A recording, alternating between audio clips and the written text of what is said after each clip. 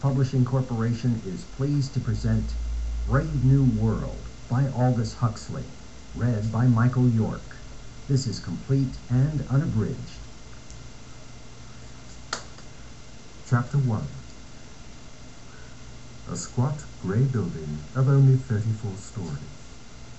Over the main entrance the words Central London Hatchery and Conditioning Centre, and in a shield the World State's motto: Community, Identity, Stability.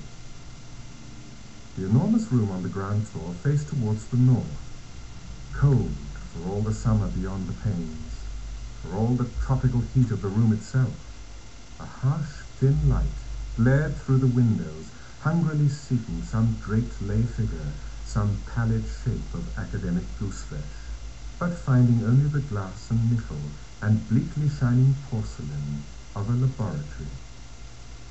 Wintriness responded to wintriness.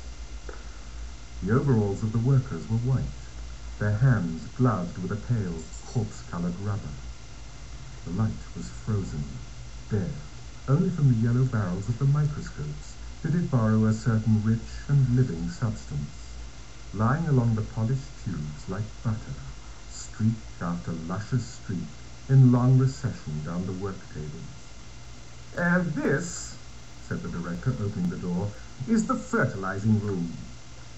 Bent over their instruments, 300 fertilizers were plunged as the director of hatcheries and conditioning entered the room in the scarcely breathing silence, the absent-minded, soliloquizing hum or whistle of absorbed concentration.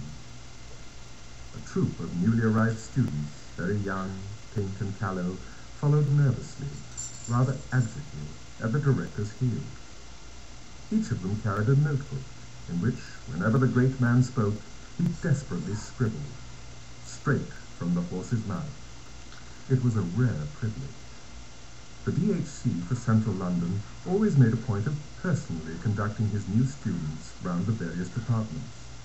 "Just to give you a general idea," he would explain to them. For of course some sort of general idea they must have, if they were to do their work intelligently, though as little of one, if they were to be good and happy members of society, as possible. For particulars, as everyone knows, make for virtue and happiness. Generalities are intellectually necessary evils. Not philosophers, but fret-sawyers and stamp collectors compose the backbone of society. "Tomorrow," he would add, smiling at them with a slightly menacing geniality, "you'll be settling down to serious work. You won't have time for generalities. Meanwhile, it was a privilege. Straight from the horse's mouth into the notebook. The boys scribbled like mad. Tall and rather thin, but upright, the director advanced into the room.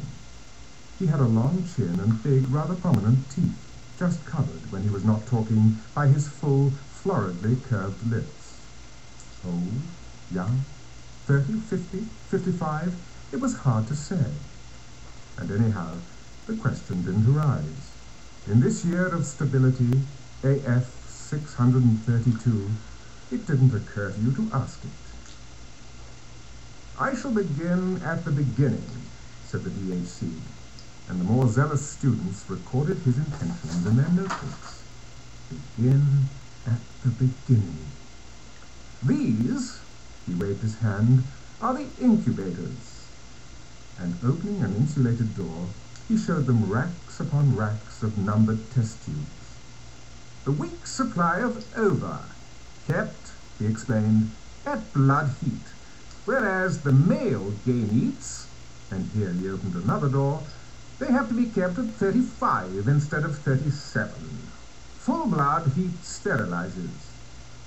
Rams wrapped in pheramagene beget no lamb."